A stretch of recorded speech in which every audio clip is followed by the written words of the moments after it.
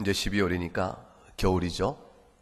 날이 찬데 오늘도 주님 앞에 나와 예배로 모이신 교회 여러분을 주님으로 축복하며 은혜와 평강이 여러분에게 충만하기를 기원합니다. 예수님을 믿으면 왜 좋으냐? 그런 질문을 종종 합니다. 말하자면 이익이 없으면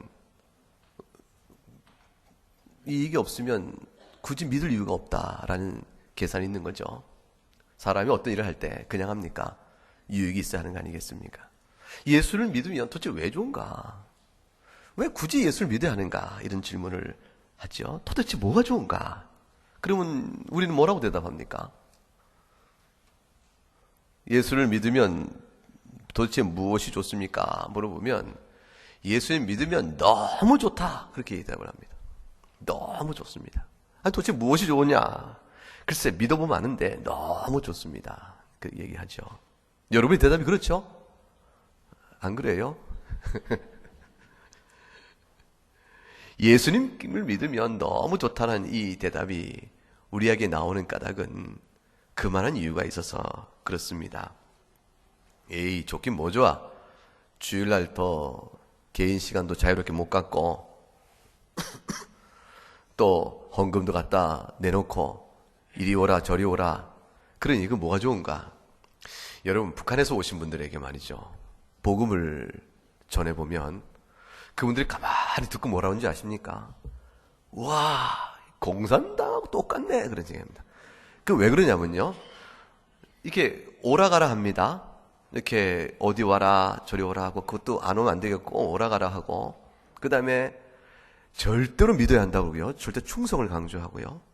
또 3355 불러내서 구역예배로 기도보게 하는데 그게 꼭 그들 조직 관리와 비슷하고 안 나오면 집요하게 연락을 한다는 거예요. 그래서 내가 북한에서 그토록 조직사회 안에서 시달리고 고통받았는데 이 남한사회에 와가지고 내가 다시 교회 나가서 그 세계로 들어간다니까 이거 끔찍한 일이라. 뭐가 좋아? 뭐가 좋아서 내가 예수 믿나? 이런 얘기를 하죠. 여러분 우리가 왜 자꾸 주일날 예배 꼭 나오세요? 그럽니까? 왜 이렇게 득달하듯이 목사는 왜 이렇게 신앙의 잔소리를 합니까? 왜 주변에 믿는 분들이 권면합니까? 그것은 유익이 있기 때문에 그렇습니다. 예수를 믿는 것은 어느 왕이 권력을 갖고 백성들의 늑골을 빼먹는 그래서 자신의 영광을 취하고자 하는 일이 아닙니다. 예수를 믿으면 너무 좋습니다. 그 까닭은 딱 한 가지 때문입니다. 어떤 유익이 있냐면 예수님이 우리를 불쌍히 여겨주시기 때문에 그렇습니다. 우리가 예수 믿으면 너무 좋은 까닭은 우리를 불쌍히 여겨주시는 분이 계신 거예요. 우리 인생 가운데서 불쌍히 여김을 받으면 좋지 않은 인생이 누가 있습니까? 강건하다고 건강을 자랑할 때는 기운이 세지만 잠시 동안이잖아요. 잠시 동안. 우리가 평강과 자기의 능력과 과실을 자랑하며 이만하면 인생 살만해. 나만한 인생이 있냐 싶을지 모르지만 잠깐이잖아요. 어느새 지식도 후배들이 공부해 올라오는데 밀리는 것이고 모든 인생 실력 다 그런 건 아니겠어요?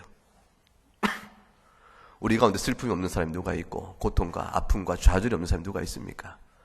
인생은 불쌍히 여기시는 분으로 인해서 살게 되는 겁니다. 그런데 세상 가운데서 누가 우리를 불쌍히 여겨줍니까? 우리의 허물이 있을 때 누가 우리를 감싸줍니까? 우리가 연약해서 힘을 잃어버릴 때 누가 우리를 위로해주고 그 힘을 강건히 세워줍니까? 죄송합니다.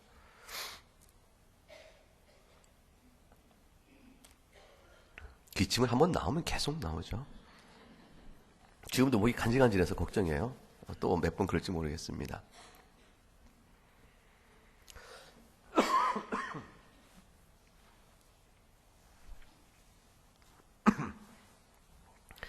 예수님께서 우리를 불쌍히 여겨주신다는 것 그 외에 도대체 예수 믿으면 뭐가 좋으냐 묻는 데 대한 가장 쉬우면서도 본질이 일치한 답은 없습니다. 불쌍히 여겨주세요. 하나님이 예수 믿는 자를 불쌍히 여겨주시고 우리 주님이신 예수님이 우리를 불쌍히 여겨주십니다. 인생의 곤고와 슬픔을 불쌍히 여겨주십니다. 그게 답입니다. 우리 교회에 관계된 우리 교인과 관련해서 장례가 한 달 동안 계속 있었습니다. 네 가정의 장례가 이어져 왔었죠. 우리 교회 주관은 아니었기 때문에 우리는 한 번 위로 예배 드리고 또 개인적인 참여를 통해서 위로를 나눴습니다. 장례식에 가면요, 예수 믿지 않는 분들에게 있어서 그 유족들이 할 수 있는 최고의 인사가 뭔지 아십니까? 뭐라고 인사합니까? 삼가 드릴 말씀이 없습니다. 삼가 무어라 드릴 말씀이 없습니다. 무어라 딱히 위로할 말이 없습니다. 그것이 장례식에서 가장 예의 바른 인사예요. 장례는 절망이잖아요. 어머니를 잃고 아버님을 잃고 사랑하는 배우자를 잃고, 아니 자식을 먼저 잃고, 그런 모든 슬픔 속에 형제를 잃고, 그런 슬픔의 자리 속에 무엇이 위로가 될 수 있으며 그 가운데 어떤 말로 그들에게 인사를 전할 수 있습니까? 답은 없는 거죠. 그러니까 삼가 드릴 말씀이 없고 뭐라 위로 드릴 말이 없습니다. 그렇게 말하지 않습니까? 그런데 우리 교회에 있었던 이 장례 4번에 계속 있었는데, 그 경조위원들이 많은 수고를 했는데, 이 장례가 전부 감사한 것은 돌아가신 분들이 전부 예수 안에서 세상을 뜨셨습니다. 얼마나 좋은지 모르겠어요. 그 장례 안에서 주 안에서 죽은 자는 복되다 하셨으니 그 말 그대로 위로의 말이 넘치게 있는 겁니다. 주 안에서 베푸신 은혜를 생각하십시다. 살아생전에 예수 찬송하며 살아온 그 인생 속에 하나님이 들으신 은혜를 한번 기억해 보십시다. 얼마나 많은 주님 앞에 기도와 감사로 그 험난한 인생의 곡절을 감당하며 살았을까. 하나님 붙드신 인생 아니냐. 그렇게 살 인생입니다. 그리고 주께서 그 영혼을 받으시고 안식 가운데서 말씀하시죠. 내가 너를 새롭게 하리라. 그 은혜와 영생의 부활이 약속되어 있으니 얼마나 위로가 됩니까? 그것이 답입니다. 오늘 본문 마태복음 15장 32절에 주님이 내가 무리를 불쌍히 여기노라 하셨습니다. 우리 지난주에 들었던 성경 본문을 생각해 보십시다. 가나안 여인, 이방 여인이죠. 유대인들이 볼 때는 그 가나안 여인은 영혼이 없는 사람이에요. 하나님께 예배할 수 없는 사람이 그 이방 족속들입니다. 그 이방 족속은 개와 같다. 그들이 그런 것이었습니다. 제 아무리 은사가 있고 지혜롭고 총명하고 그래도 영혼이 없으니 그 개와 같은 거 아닌가, 그렇게 취급받던 사람인데, 이 여인이 예수의 소문을 듣고 절망 속에서 소망을 바라보는 겁니다. 예수님의 복음을 들으니까 낙심 가운데서 희망을 얻게 된 것이에요. 그게 뭐냐면 다윗의 후손 메시아 그가 오면 유대인의 구원뿐 아니라 이방까지도, 어둠 속에 있던 이방까지도 빛이 비춰서 그도 살게 될 것이라, 이 소망의 말씀을 듣고 그도 이 여인을 믿어버린 겁니다. 다윗의 자손 예수여 불쌍히 여기소서. 이방인에게 줄 것이 없다. 어찌하여 주인이 자식에 먼저 가족에 주지 않고 개에게 주겠는가. 주님이 그 험한 말로 거절하셨으나 주여 맞소이다만 개도 주인상에 떨어지는 푸슬기를 먹나이다. 유대인의 구주로 오시나 이방에 또한 빛 되시고 열방 가운데 만국 가운데 구원을 베푸시니 저에게도 소망이 있겠습니다. 주님께 매달려 구원을 구한 거 아닙니까? 주님이 큰 믿음이 있다 칭찬하시고 불쌍히 여겨주셨습니다. 그 이방 여인의 딸이 나음을 얻은 거죠. 오늘 본문에 예수님이 가는 곳곳마다 무리들이 지어 몰려들었습니다. 그곳에 예수님 앞에 큰 무리가 30절에 다리 저는 사람, 장애인, 맹인, 말 못하는 사람, 기타 여럿을 다 데리고 예수님 발 앞에 다 앉혀놨습니다. 예수님이 불쌍히 여기셨어요. 그들을 고쳐주셨습니다. 주님께서 이렇게 병을 고쳐주신 일에는 큰 뜻이 있었습니다. 메시아가 오셔서 하시는 일에 대한 표적의 의미가 있기 때문입니다. 이사야 35장 5절과 6절 말씀에 한번 같이 읽어볼까요? 그때에 맹인의 눈이 밝을 것이며 못 듣는 사람의 귀가 열릴 것이며 그때에 저는 자는 사슴같이 뜰 것이며 말 못하는 자의 혀는 노래하리니 이는 광야에서 물이 솟겠고 사막에서 시내가 흐를 것임이라. 주님이 오시면, 그 메시아가 오면 눈 먼 사람이 보게 될 것이라. 못 듣는 사람이 듣게 될 것이라.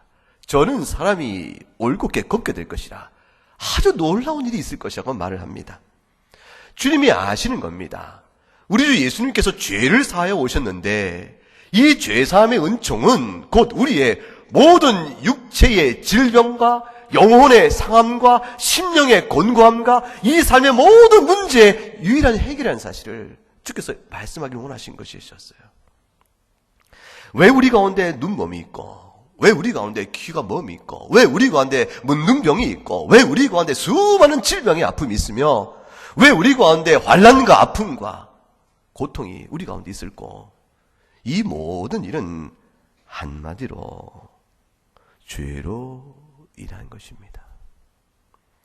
죄와 사망 가운데 거하는 우리 인생들에게는 하나님에게서 떨어져 나감으로 인해서 하나님 은총 바깥에 있게 되어지니 결국은 이 역사가 사망의 심판 아래 놓인 것이요, 저주 아래 놓인 것이요, 마침내 화학적 분해가 일어나 흔적도 없게 될 우리 인생의 모습에 대한 결국이 어떤 것인가를 미리 맛보도록 살아가는 동안에 이 모양 저 모양의 죽음의 전조를 맛보는 것이 인생입니다.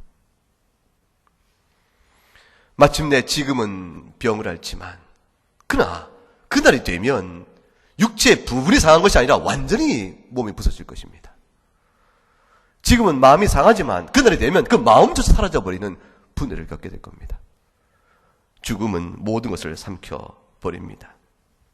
이 세상의 고통 전부 사망의 전조여 징후여 저주 아래 있는 것이요, 사망에 삼킴받은 그런 일이죠. 그 근본을 주님께서 그 해결하시고 우리에게 구원의 빛을 주시기 위해서 친히 하나님의 아들 성자 하나님이 이 땅에 오신 것입니다. 그래서 이사야 42장에 오신 이유에 이렇게 설명하죠. 맹인이 누구냐? 내 종이 아니냐? 누가 내 보내는 내 사자같이 못 듣겠느냐? 누가 내게 충성된 자같이 맹인이겠느냐? 누가 여호와의 종같이 맹인이겠느냐? 네가 많은 것을 볼지라도 유의하지 아니하며 귀가 열려 있을지라도 듣지 아니하는도다. 주님이 책망하시는 것이죠. 맹인의 눈을 띄워주시면서 육체의 환란에 있는 자를 고쳐주시면서 근본적 죄의 문제를 해결해 주시는 메시아적 복음을 전하는데, 그 복음을 듣고 내가 아는 자로 처하는 자들이 사실상 눈이 먼 자요, 귀가 듣지 못하는 자처럼 말씀을 깨닫지 못하니 그 심령의 답답함을 말씀하신 것입니다. 귀가 열려 있어도 듣는 채 점잖게, 눈을 뜬 채 보는 채 하고 있지만 실상 심령은 완악하고 돌같이 단단하여 죽음 아래 있고 죄 아래 있는 영혼인 줄 알지 못한 채 있으니 열려 있을 자도 듣지 아니하는 자여 많은 것을 볼지라도 유의하여 볼 수 없는 자가 그들이라 주께서 말씀한 겁니다. 이 세상은 마지막에는 사망의 삼킴바가 됩니다. 우리 각각의 인생이 그렇듯이 그런 인생 가운데 소망의 빛을 주시려고, 그런 인생 가운데 생명을 주시려고 주께서 오신 것이며, 그것을 위하여 이 땅에 오시는 주님의 심정을 한마디로 불쌍하게 여기신다, 그렇게 성경에 기록되어 있습니다. 주님의 말씀을 들으려고 큰 무리가 광야에 모였습니다. 세상에 그 광야에 무엇이 있겠어요? 물론 그것은 따뜻한 지역이니까 계절에 따라서 광야에서 밤을 새워도 견딜만 하겠죠. 그렇지만 어디 집에 있는 것만큼 편하겠습니까? 갈릴리 호수에서 그냥 밤을 노숙을 해본 적이 있습니다. 그건 원하여 한 것이 아니고 할 수밖에 없었어요. 돈 100만 원에 한 달을 먹고 살 수 있으면서 이스라엘과 이집트의 성지 답사를 갈 수 있다니까 왜 안 가겠습니까? 그 갔지요. 갔더니 얼마나 고생을 시킨지 모릅니다. 제 얘기예요. 그래서 이렇게 멀쩡히 저 앞에 밝은 빛의 호텔이 보이는데 안 데리고 들어가고 갈릴리 해변가에 신문지 하나 주더니 알아서 자라 그러는 거예요. 배가 고픈데 밥을 먹여야 될 거 아닙니까? 식빵 2조각 딱 주면서 그거를 끼니를 때우라 하는 거예요. 아니 조금씩 잼이라도 했더니 알아서 구해서 먹으라는 거죠. 그게 이제 100만 원에 한 달을 사는 비결이었습니다. 잘 다녀왔는데 갈릴리 해변가에서 한여름인데 한밤 자기 쉽지가 않습니다. 그런데 예수님을 따라서 세 밤을 지내는 사람들이 두 밤 지내고 사흘째 되는 이 큰 무리가 있었습니다. 이 큰 무리 가운데는 아이도 있었고요, 여인도 있었어요. 그 다 데리고 주님 앞에 광야에 있어. 왜 몰려들었을까요? 한 가지 이유죠.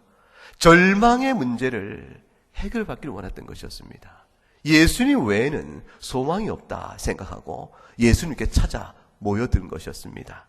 주님이 그 무리들을 이제 돌려보내야 될 때가 되었을 때, 이제 보내겠다 싶을 때 오늘 본문에 그 말씀이 나온 겁니다. 무리를 불쌍히 여기셨다 되어 있습니다. 주님은 그 광야에 있는 그들이 사흘 동안 변변히 먹지 못했을 것이고, 그러므로 해서 돌려보내다가 가는 길에 기진하여 넘어질까 염려하신 것이죠. 우리 예수님은 우리가 사는 인생에 삶의 모든 문제를 아십니다. 굶주림의 고통이 무엇인지를 아시고, 질병 때문에 불편하며 아프고 힘든 그로 파생되는 여러 삶의 문제를 다 아십니다. 주님이 그걸 모르신 분이 아니에요. 오늘 인생의 제 문제를 아시고, 또 우리의 마음속에 흐르는 눈물도 아시고, 하나님 앞에서 호소하지 아니하면 안 될 그 응어리전 아픔도 아시고, 잠깐의 문제가 아니라 평생 짊어지는 아픔도 아십니다. 그걸 주님의 선한 뜻과 필요에 따라 고쳐주시고, 주님 믿고 의지하는 자에게 힘을 더하여 주시는 분이 우리 주님이십니다. 마침내 새의 몸을 입고 부활의 몸을 주셔서 모든 문제를 근본적으로 해결하실 때까지 이 땅 사는 동안에도 힘을 주시고 붙들어 주시고 동행하여 은총을 베풀어 주십니다.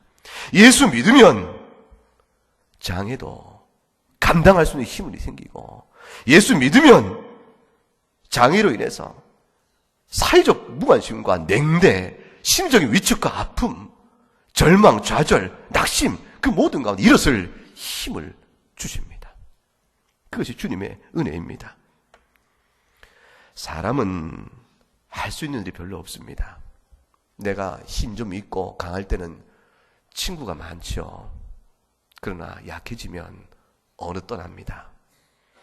다시 회복되면 언제 있던 사람들이 다시 돌아옵니다. 믿을 사람이 못 됩니다. 약해지면 다시 떠날 사람이기 때문에 그렇습니다. 우리가 허물이 있어서 약해지면 더욱더 이유가 빌미가 분명하기 때문에 사람들이 외면합니다. 장애인의 고통을 이해해 보겠다 싶어서 장애인 체험학교 있잖아요. 그렇게라도 사람은 가장 선한 관계를 이룬 사람이 이해를 위해서 애써 힘쓰며 동정, 동감, 공감하는 것, 그것만이 사람의 수는 최선의 일입니다. 예수님이 우리를 불쌍히 여기신다는 것은 인간이 이렇게 어려움이 있을 때 그 어려움에 함께 마음을 같이 하고 같이 아파하고 또 슬플 때 같이 울어주고 그런 정도의 공감 또는 동정의 차원에 머무는 것은 아닙니다. 그래서 예수 믿는 게 너무 좋습니다. 사실 우리의 문제를 함께 해주는 것도 얼마나 큰 힘이 됩니까? 여러분은 아시는 얘기 들어보신 적이 있을지 모르겠어요. 연탄길이라는 책이 있어요. 거기 이철환 사는 분이 돌아다니면서 생활의 이야기들 모아가지고 실화죠. 그거를 알기 쉽게 잘 썼던 책인데 연작으로 나와 있습니다. 거기에 한 이야기 토막이 이게 나옵니다. 명지라는 한 아이의 이야기인데, 이 아이가 어릴 때 유복한 가정에서 잘 자라요. 아빠는 약사이시고 엄마는 가정을 잘 꾸리고 있습니다. 행복한 어느 날 경포대로 놀러로 갑니다. 근데 이 아빠는 워낙 성실한 분이라 문을 열 때 열고 다들 닫는 고객과의 약을 필요한 자들과의 약속을 잘 지키는 분이었죠. 피가 너무 오는 거예요. 돌아와야 되는데. 폭우가 쏟아지는데 가서 문을 열어야지. 내일은 아침 일찍 문 열어야 돼.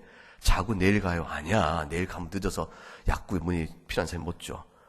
부지런히 밤에 운전을 하다가 폭우 속에서 그만 마주오는 차 부딪혀서 교통사고가 납니다. 그러니 그 가족이 어떻게 됐겠어요? 사랑하는 딸이 됐을 때 두 다리를 못 쓰게 됩니다.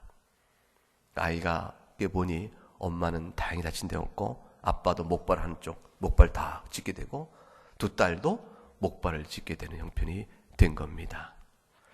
이 아이가 어릴 때 다리를 못 쓴 것에 대한 좌절과 상처가 너무 심한 거죠. 나이가 듭니다. 중학교, 고등학교 지난 동안에 얼마나 힘들겠어요. 그 사춘기 시를 지내면서 그 마음의 상처가 너무 깊어져요.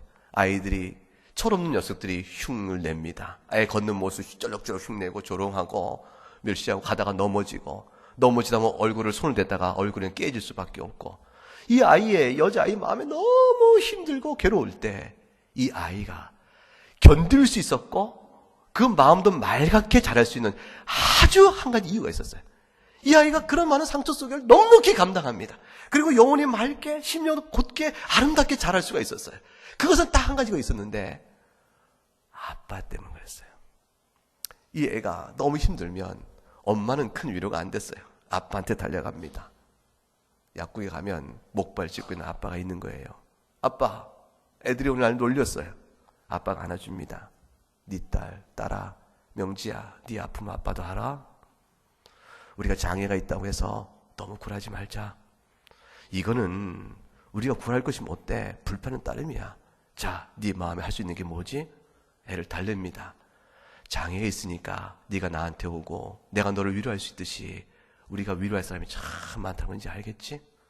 우리 힘있게 살자. 아빠를 의지해서 이 아이가 그 어려운 사춘기 시절에 그 모든 상처를 극복하고 자라갑니다. 아이가 마침내 고등학교 졸업하고 대학 입학이 됐어요. 요즘에 대학 입학할 때는 그냥 애 갔다 오너라 하지 입학식 따라가는 부모 별로 없는데 옛날 얘기니까 따라갑니다. 그 아빠가 이 목발 짚고 따라가서 아이의 꽃다발 탁 해주고 자랑스러운 딸아, 네가 그 어려운 길을 잘 극복하고 이렇게 훌륭하게 됐구나 칭찬을 했습니다. 사진 찍고 돌아오는 일이에요. 돌아오는데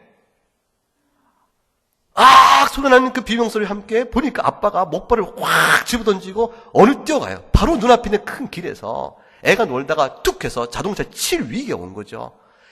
이 아빠가 목발을 휙 던져버리고 막 뛰어서 그 아이를 팍 안아서 끌어온 겁니다. 그 놀라운 것은 그 딸이 너무 충격을 받은 거예요. 아빠가 목발을 던지고 뛰어가서 애를 구했어? 엄마, 봤어? 엄마가 봤지, 그럽니다. 이유는 딱 한 가지입니다.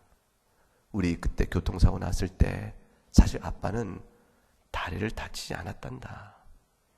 네가 다친 것을 보고 네가 자라는 동안에 그 불구된 모습으로 인해서 그 장애로 힘들어할 걸 생각해서 너의 아픔을 함께 나눠줄 그 길을 택해서 아빠는 일부러 그때부터 계속 목발을 짚고 다닌 것뿐이야. 그게 아이에게 준 대답이었어요. 아빠는 딸을 향하여 말할 수 없는 사랑을 베푼 거죠. 사람의 부모도 자식을 생각해서 그런 사랑을 베풉니다. 연탄기라는 책에 나와 있는 실화에 기초한 얘기입니다. 사람은 이것이 할 수 있는 감동적인 최선의 사랑의 표현입니다.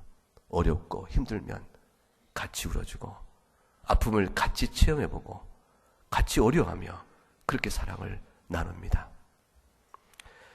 근데 여러분, 오늘 성경은 거기서 얘기가 끝나지 않습니다.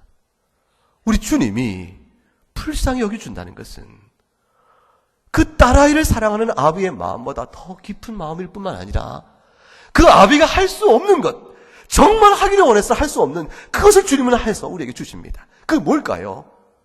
주님은 그 딸의 아픔 때문에 같이 목발 짚는 일 뿐만 아니라 그 딸아이의 목발을 내려놓도록 고쳐주시는 분으로 우리에게 다가오시는 거예요. 그래서 오늘 주는 메시지 본문의 참 초점입니다. 사흘 동안 함께 광야에 있던 이들이 돌아갑니다. 주님 말씀합니다. 저들을 돌려보내라. 그러나 가다가 굶주려 기진할까 염려하느니 너희가 먹을 것을 주라 말씀을 합니다. 33절에 제자들이 이렇게 말합니다.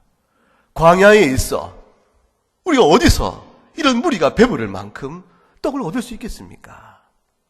여러분, 이 제자들이 이 대답이 얼핏 보면은 미련하게 보입니다. 왜냐하면 우리 마태복음 14장에서 우리가 아는 것처럼 이미 광야에서 보리떡 5개와 물고기 2마리로 오병이어의 기적으로 몇 분을 먹였어요? 5,000명을 먹인 사건을 이미 경험했는데 주님이 저들에게 먹을 걸 줘라 하면은 어찌 그렇게 믿음 없이 우리가 어디서 이런 분이 배부를 먹고 떡을 얻으리까? 이렇게 얘기할 수 있겠는가 생각이 들죠. 그런데 이 제자들의 말은 그런 뜻이 아닙니다. 이 말의 뜻은 주여 우리는 할 수가 없습니다. 그 뜻이죠. 문제는 알고 있지만 해결할 능력은 없습니다. 이 해결 능력은 오직 누구에게 있을까요? 주님께만 있습니다. 주님을 바라볼 따름입니다. 그게 이 말의 뜻입니다. 이 광야에서 우리가 어떻게 떡을 구하여 저들을 먹이겠습니까? 우리도 압니다. 왜 문제를 모르겠어요. 사흘 동안 광야에서 함께 있던 저 무리들인데 그것에 아이도 없고 여인도 있는데 그 사흘 동안 저들이 먹을 것을 얼마나 갖고 왔겠어요. 그 먹어야 그게 얼마나 시원찮은 음식이었겠습니까?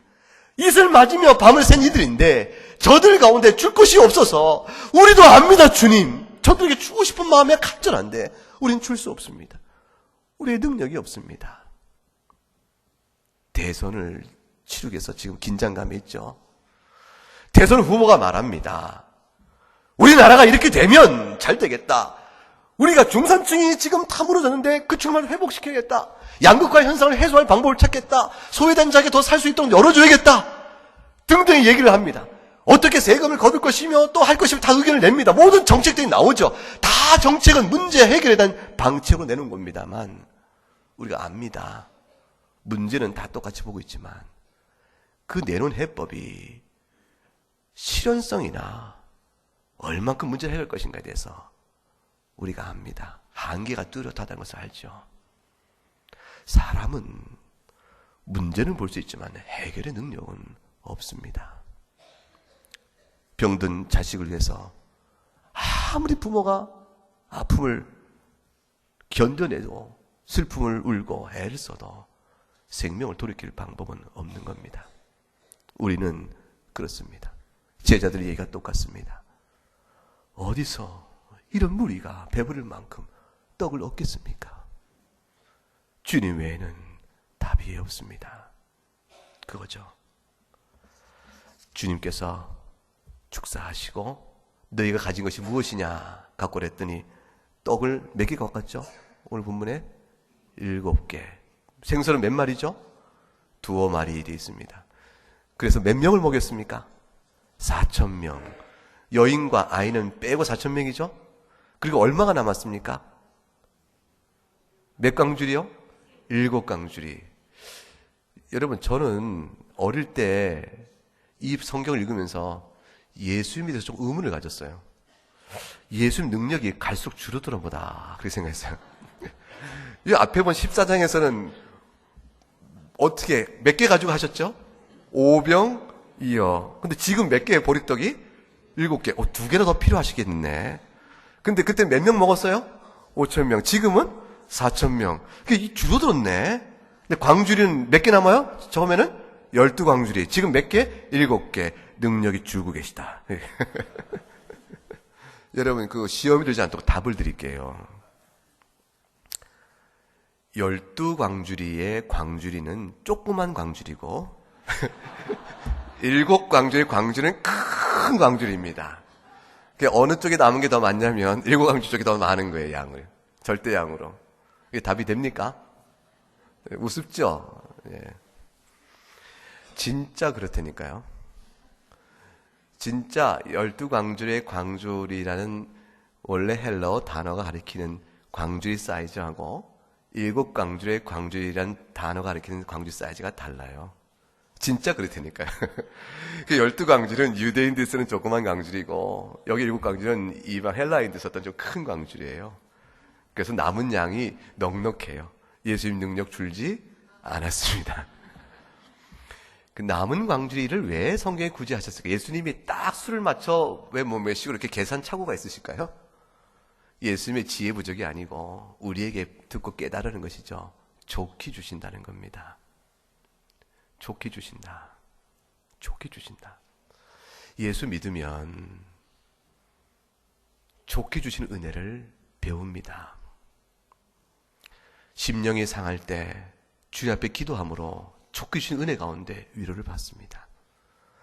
경제적인 문제가 있을 때 주 앞에 기도하고 감당할 능력을 좋게 받고 또 하나님 주님께서 물질의 필요도 채워주신 은혜도 배워할 수 있게 됩니다.